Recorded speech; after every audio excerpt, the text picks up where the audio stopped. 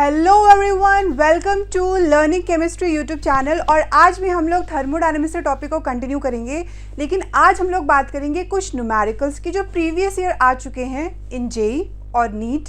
किस तरीके से एंट्रोपी पे क्वेश्चन आते हैं और उसको सॉल्व किस तरीके से करना है। So coming to the first question, और ये जो क्वेश्चन है ये जेई मेंस में आ चुका है। तो देखिए क्वेश्चन क्या कह रहा है।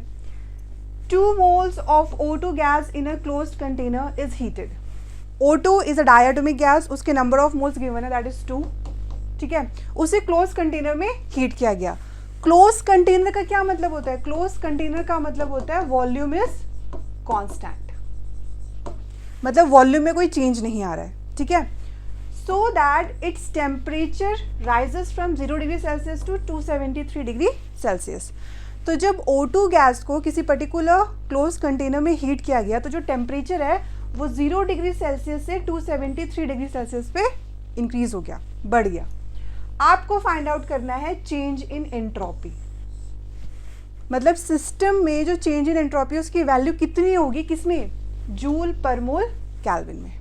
और क्वेश्चन में आपको CV की वैल्यू गिवन है दैट इज 2.5 आर, CP की 1.5 R, universal gas constant 8.314 joule per mole kelvin, log base 10 2 की वैल्यू गिवन है 0.301 और लॉग बेस 10 3 की वैल्यू गिवन है 0.477। So according to the question volume constant है। क्लियर है? तो जैसे कि मैंने आपको बताया था कि जब वॉल्यूम कांस्टेंट होता है तो हम इसे कौन सा प्रोसेस कहते हैं? Isochoric process. और अगर आपको याद हो तो लास्ट लेक्चर में मैंने आपको बताया था कि आइसोकोरिक प्रोसेस के लिए कौन सा फॉर्मूला एप्लीकेबल होता है, that is delta S equals to 2.303 NCV log base 10 T2 by T1। यही था। तो बस वैल्यू उठा के पुट कर दो। 2.303 नंबर ऑफ मोल्स कितने हैं? 2। CV की वैल्यू कितनी है? CV की वैल्यू है 2.5 R। तो R कितना दे रखा है? 8.314। तो ये हो जाएगा 2.5 into 8.314 into log base 10। Temperature T1 कितना है? 0 डिग्री सेल्सियस। जब आप इसको केल्विन में कन्वर्ट करोगे तो ये कितना हो जाएगा? 273 केल्विन। 0 प्लस 273। T2 जो हमारा टेम्परेचर है उसमें 273 में 273 और ऐड करेंगे केल्विन में कन्वर्ट करने के लिए, तो वो हो जाएगा 546 केल्विन। तो T2 हमारा कितना आ रहा है? ये जो टेम्परेचर है T2 है, तो ये आ जाएगा 546 और ये आ रहा है 273। क्लियर है? समझ में आया? तो 273 इंटू 2 टाइम्स, तो यहाँ से जो डेल्टा S की वैल्यू आएगी that will be 2.3 into 2 into 2.5 into 8.314 into log base 10 2। और लॉग बेस 10 2 की वैल्यू गिवन है that is 0.301। So 2.3 into 2 into 2.5 into 8.314 into 0.3। तो यहाँ से आपका फाइनल आंसर आ जाएगा। कैलकुलेशन आप लोग खुद भी कर सकते हो और अगर ज़रूरत पड़े तो राउंड ऑफ करके वैल्यूज़ निकाला करो, क्योंकि पेपर में आपको 4 ऑप्शन गिवन होंगे। ठीक है, तो उससे आइडिया लग जाता है। प्रॉपरली कैलकुलेशन करने की ज़रूरत नहीं है। कहने का मतलब है जैसे ये 2.3 है तो इसको राउंड ऑफ करके 2 लिख लो। ये 2 इंटू 2.5 है, जब आप 2 इंटू 2.5 करोगे तो ये वैल्यू कितनी हो जाएगी? 5। 8.314 को 8 कंसिडर कर लो इंटू 0.3। क्लियर है? तो इससे कैलकुलेशन आसान हो जाती है। तो ये तो मैंने डायरेक्ट फॉर्मूले के थ्रू बताया। अब जिसको फॉर्मूला याद नहीं है वो क्या करेगा? सुनो,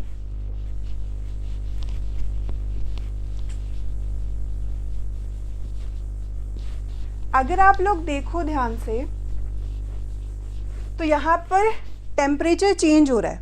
तो जब टेम्परेचर कांस्टेंट नहीं होता है तो एंट्रोपी चेंज क्या होता है? Integration of dq by T. Yes और नो? यही तो होता है। और according to first law of thermodynamics delta U equals to delta Q plus delta W। तो यहाँ से डेल्टा Q क्या आ जाएगा? Delta U minus delta W। और अगर मैं इसको स्मॉल चेंज के फॉर्म में लिखूँ तो dq is equal to du minus dw। यही तो आएगा। तो यहाँ पे रख दो du minus dw by t। और बाकी चीज़ें मैंने आपको लास्ट लेक्चर में अच्छी तरीके से बताई थी। du का जो फॉर्मूला है वो हमेशा डेफिनेट रहता है, that is ncv dt and dw minus p external dv। अब यहाँ पर वॉल्यूम कांस्टेंट है तो ये टर्म तो जीरो हो जाएगा ना, इसकी तो ज़रूरत ही नहीं है, तो फॉर्मूला तो यही निकल कर आएगा ना, 2.303 ncv log base 10 t2 by t1। इसलिए ये कॉन्सेप्ट पता होना बहुत ज़्यादा ज़रूरी है। क्लियर हो गया? चलिए coming to the next question. आपको एक पीवी ग्राफ गिवन है मोनो एटॉमिक आइडियल गैस का, ठीक है। आपको चेंज इन एंट्रोपी निकालनी है जूल पर मोल केल्विन में, और ये है आपका पीवी ग्राफ। बाकी आपको CV, CP, universal gas constant, log base 10 2, log base 10 3 और जो नंबर ऑफ मोल्स हैं मोनो एटॉमिक गैस के, उन सब की वैल्यू गिवन है। तो अगर आप लोग ग्राफ को ध्यान से देखो तो ये जो ग्राफ है ये कौन सा कर्व रिप्रेजेंट कर रहा है? ये रिप्रेजेंट कर रहा है आइसोथर्मल कर्व को। और अगर मैं बात कर रही हूँ आइसोथर्मल कर्व की, तो उसमें जो टेम्परेचर होता है वो क्या होता है? कांस्टेंट होता है। मतलब टेम्परेचर में कोई चेंजेस नहीं आ रहे हैं। क्लियर है? सो आइसोथर्मल प्रोसेस के लिए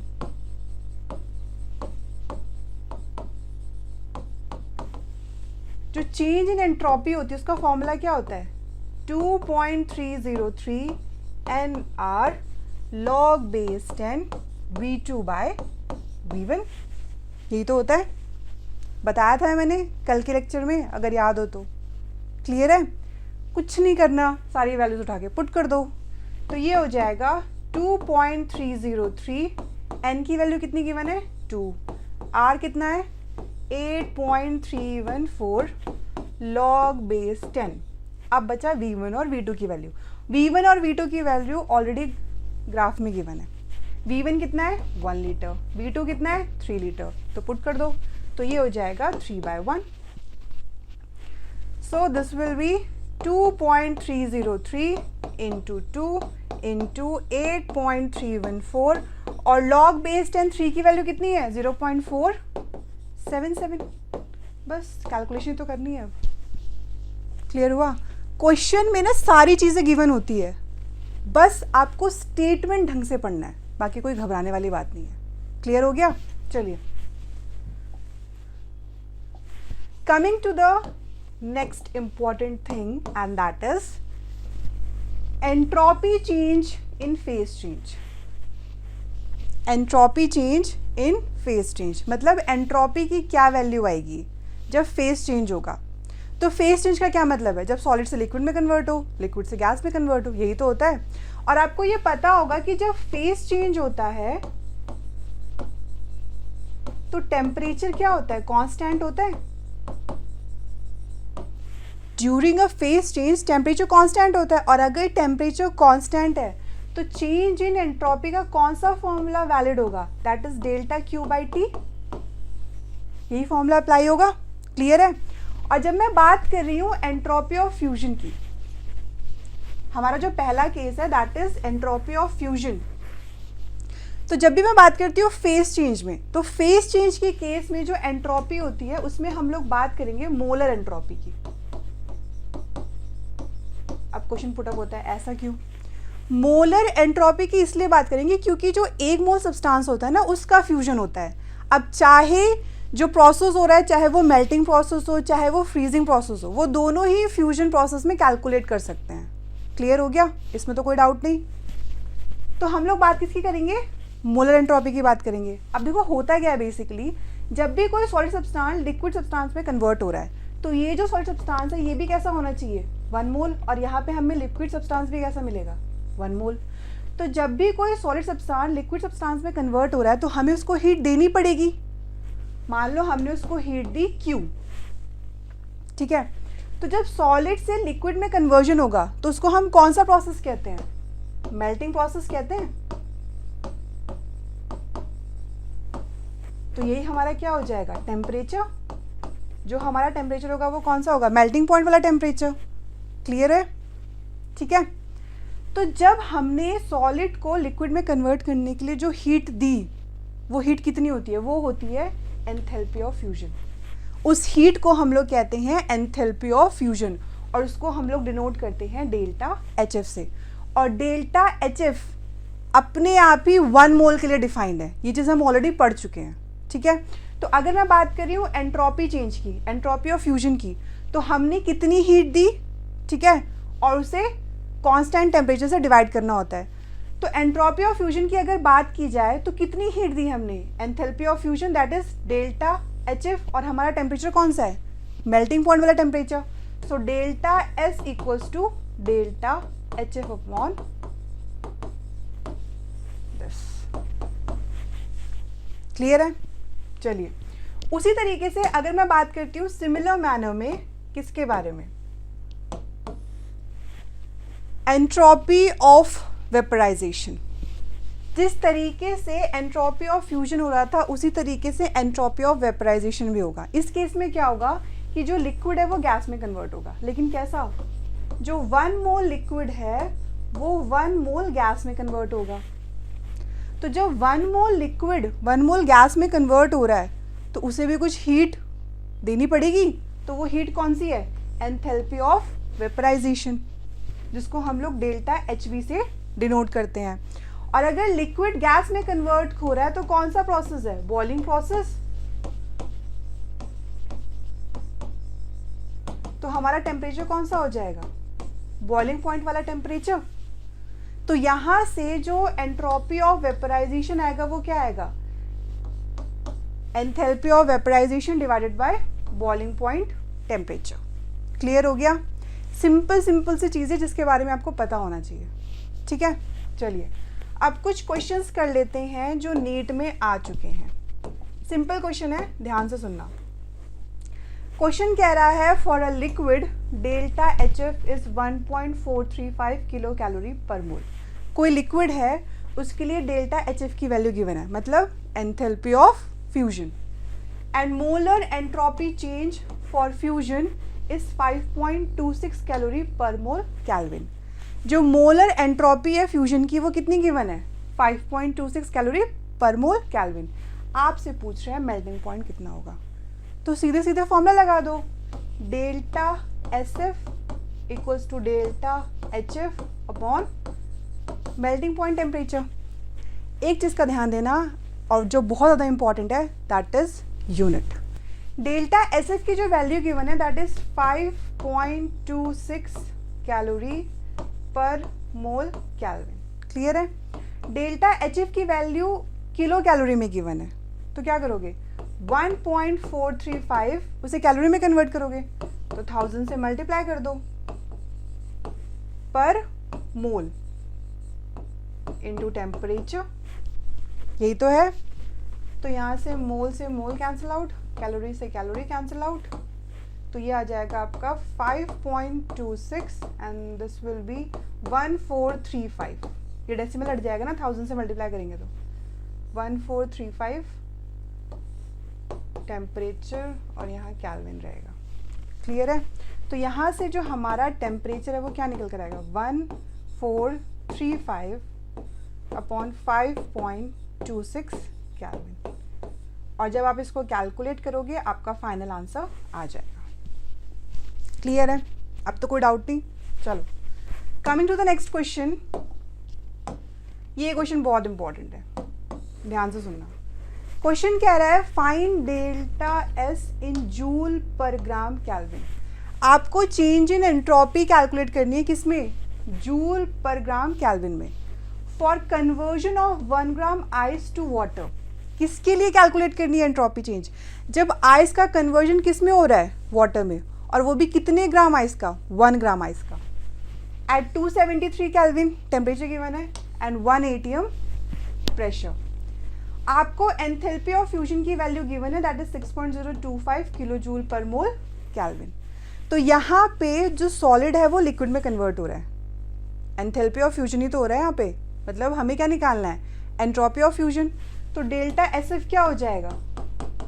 delta H F and melting point, यही तो है। तो ये हो जाएगा आपका 6.025 किलो जूल में दे रखा है तो जूल में कन्वर्ट कर लो 1000। टेम्परेचर दे रखा है 273 kelvin and this will be joule per mole kelvin. ठीक है, तो आप लोगों ने एक चीज नोटिस करी कि ये जो एंट्रोपी ऑफ फ्यूजन है ये किसके लिए डिफाइंड होता है? 1 मोल के लिए। ये चीज मैंने स्टार्टिंग में भी कह दी थी। ये जो आपकी वैल्यू आ रही है ये किसके लिए डिफाइंड है? 1 मोल के लिए। बट क्वेश्चन में किसके लिए पूछ रहा है? 1 ग्राम के लिए।